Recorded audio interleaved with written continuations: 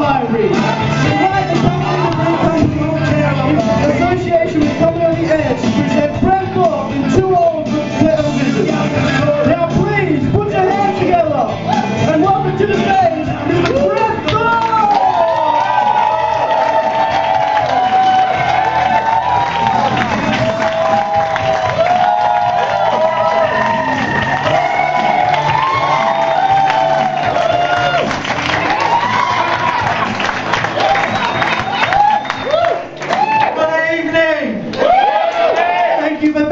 God, look at you all here at the library in beautiful, trendy downtown, overpriced Chippendale. Isn't it gorgeous? God, I remember when you used to be able to buy a terrace house for $500 in this street. But now, Sydney, 2012. And I live in Marrickville. And I've lived in the same street in Marrickville all my life. I have a few issues with change. But when I was a kid growing up there, my street was full of Greek and Italian families.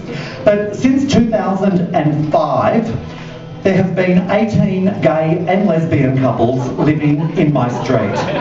And we are planning to overthrow the suburb. We don't even call it Marrickville anymore. We call it Villa Marique.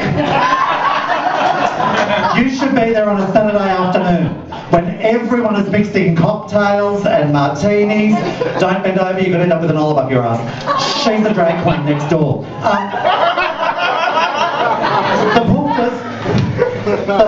You're right there.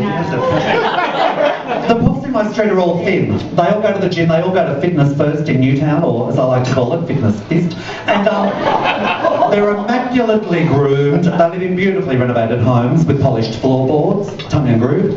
Antique, restoration, federation, reproduction furniture, neoclassical upholstery with soft furnishings in a complementary colourway. If a flying saucer landed in our street, we would turn it over to see if it was made by Wedgwood or Noritake. Corps are pathological renovators. Gay boys are having orgasms in Freedom stores. I have a friend who can't show his face in IKEA because they're still mopping up the mess after his last visit. But I don't renovate the house, and I don't go to Fitness First in Newtown, I don't go to Mardi Gras, I don't even wear red ribbons. I'm a failure as a homosexual. But do you know I'm the only person I know who doesn't own a pornographic movie? And that isn't because I'm too embarrassed to buy one, it's because I refuse to pay $45 for any DVD that doesn't have Bette Midler or Kevin Bacon in it. And I've been thinking recently, doesn't pedophilia sound like a flower? Doesn't it? I'm just going into the garden to pick a bunch of pedophilia for the table. Say you do a lovely bunch of pedophilia for you. The lesbians in Marrickville are fantastic. I love Marrickville lesos. They're fucking big and butch, but I love them. And they all have dogs. And they never have one dog. They always have two dogs. And they are never little dogs. They are fuck off big dogs. And they call one Aretha and the other one Franklin. One lesbian couple in my street has real children. They do. No, they have two boys. And each girl had a baby. And they were both artificially inseminated by the same man, so the boys are really brothers. Which, look, and I think that is beautiful. I think it's so 2012, it is so modern family in a Penny Wong sort of way. But the girls, they still put the boys on leads and walk them twice a day. And the kids take a dump right outside my front door. I fucking hate that. But I was talking to one of those girls this afternoon, Janine, and she was telling me that she'd been to the gyno for an internal. You see, I know all the jargon, even though I've never eaten at that restaurant. But she was telling me her doctor told her that she had the cleanest vagina he had ever seen. And she said, of course I do. I get a woman in twice a week.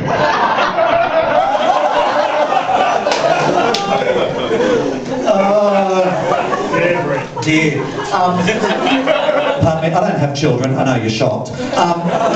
But if I did, had God blessed me with the patter of little feet, I'd love 3. One of each. And even though, but I don't have kids, but I did, for a long time I worked in a toy shop over at Hunters Hill. And it was pretty schmancy. It was a beautiful shop. Kate Blanchett used to come in with the kids and everything. It was lovely. And one morning, a young woman came in. She would have been in her late 20s, early 30s. She was immaculately groomed.